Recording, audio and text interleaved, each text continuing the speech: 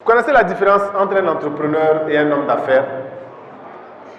Un businessman, c'est quoi? C'est quelqu'un qui n'a pas une activité pérenne. Il n'a pas une activité durable. Mais il est à la recherche d'opportunités. Il cherche les opportunités. Autant, il voit une opportunité. Les gens achètent beaucoup ça pour donner des cadeaux à leurs copines et à leurs femmes. Ils rentrent dans ça. Dès que ça finit, il y a le Pâques ou le Ramadan Tabaski qui vient. Il commence à vendre des habits et des chaussures. C'est ça un businessman. Il saisit des opportunités éphémères qui ne durent pas pour se faire de l'argent. Ce qui l'intéresse, lui, c'est gagner de l'argent. Mais un entrepreneur, c'est autre chose. Lui, il fait une activité durable. C'est-à-dire, toute l'année, il vend des poulets. Qu'il y ait 31 ou pas, il vend des poulets. Il a des charges fixes. Ça veut dire chaque mois, il paye des salariés ou il paye le local. Il a des charges. Tandis que le businessman n'a pas de charges fixes. Ce mois-là, quand il veut investir dans quelque chose, il investit dedans, il gagne et puis il passe à autre chose. Mais l'entrepreneur, lui, il est dedans. Il veut faire grandir ça. L'entrepreneur est beaucoup plus focalisé à résoudre un problème et par cette même occasion-là, il essaye de gagner de l'art. Mais le businessman, lui, ce n'est pas résoudre des problèmes qui l'intéressent. C'est gagner d'abord de l'art, même s'il n'a pas résolu des problèmes, ce n'est pas son problème. Le business. Donc, vous pouvez commencer par être un businessman. Moi, j'ai d'abord commencé comme ça. J'étais un homme d'affaires quand j'étais plus jeune. Parce que l'entrepreneuriat demande plus de temps, plus d'énergie, plus de dépenses. Tandis que les affaires, vous pouvez évoluer dans les affaires sans grande chose. Qu'est-ce que moi je faisais? J'étais dans tout ce qui est informatique. Du coup, quand les gens ont besoin d'un ordinateur, d'un téléphone, d'une souris, tout ce qui touche le domaine de l'informatique, ils m'appelaient. En ce temps-là, on m'appelait la solution. On m'avait surnommé comme ça, la solution. Pourquoi? Parce que mon travail, c'était résoudre les problèmes. N'importe quel problème au monde, tu m'appelles, j'ai dit oui, je peux faire. Souvent, je n'ai même pas compris le problème. Et puis, j'ai dit oui, mais c'est quelqu'un. C'est quand je raccroche là, je dis je vais aller sur Internet pour voir de quel problème il s'agit. C'est quoi? Je vais taper sur Google le problème que tu as dit. Je vais lire un peu. Ah, c'est vrai. Ensuite, je vais taper sur Google la solution. Je vais lire, puis maintenant je viens. L'expert vient d'arriver. Comme s'il y a 10 ans, je fais ce métier. Alors, je viens d'apprendre ça. Non, tu sais, le problème que tu as, c'est par rapport à tel. Voilà, pour pouvoir faire ça, il faut qu'on passe par une chirurgie esthétricale. Et il faut qu'on puisse mettre paradoxalement, parallélépipèdement, rectangulairement. Tu commences à dire des mots techniques où tu ne comprends rien. Et quand tu es perdu, maintenant, le prix augmente. Ça, plus les noms sont bizarres, plus le prix augmente.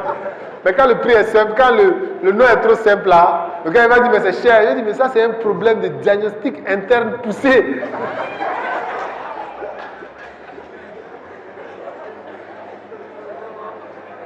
Et là, toi, tu sais, diagnostic interne, et puis poussé encore. C'est que l'argent sera poussé. Donc, je dis, bon, normalement ça on fait à 100 000. Mais bon, comme tu m'as expliqué ton cas là, il faut donner 80 000. Et ça c'est trop, 50 000, bon, donne 60 000. Ok, tu prends tes 60 000, le problème là c'est 2 clics. Mais si tu résous ça vite, il va dire que tu n'as pas beaucoup travaillé. Donc qu'est-ce qu'on fait? On va démonter la machine d'abord.